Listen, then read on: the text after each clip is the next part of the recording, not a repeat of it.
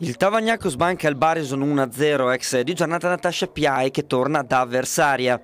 Beh, emozioni tante e sapevo di tornare al Barison dopo 4 anni, che non era mai successo da quando ero andata via da Vittorio, e perché giocavo contro ragazze che per me sono molto importanti. Subito Parisi da fuori, Reginato in due tempi blocca, dall'altra parte che occasione per la squadra di Fattorè, il tiro di Mella diventa assist d'oro per Cetolin che da due passi manda a lato. La partita è decisamente piacevole con il Tavagnacco a cercare maggiormente la via del gol.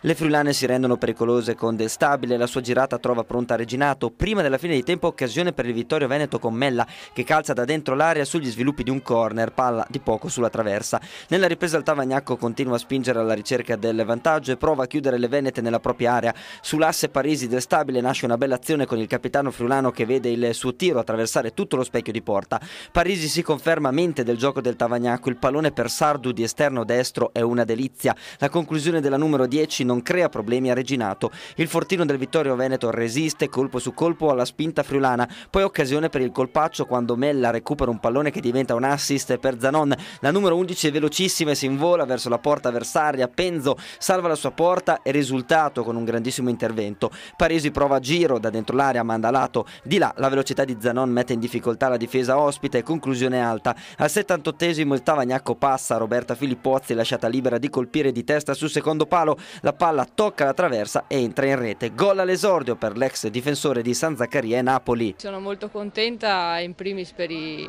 3 punti che ci servivano, fondamentali, e che sono arrivati nonostante una prestazione non brillantissima, mia compresa, che ero all'esordio. Nel finale di gara il Tavagnacco potrebbe raddoppiare con Parisi, palla fuori, il capitano giallo-blu è di certo la migliore in campo. Al fischio finale fa festa la squadra di Sara Di Filippo che si impone 1-0 contro un Vittorio Veneto organizzato. L'anno scorso facevamo 10 occasioni, bastava farne 3-4.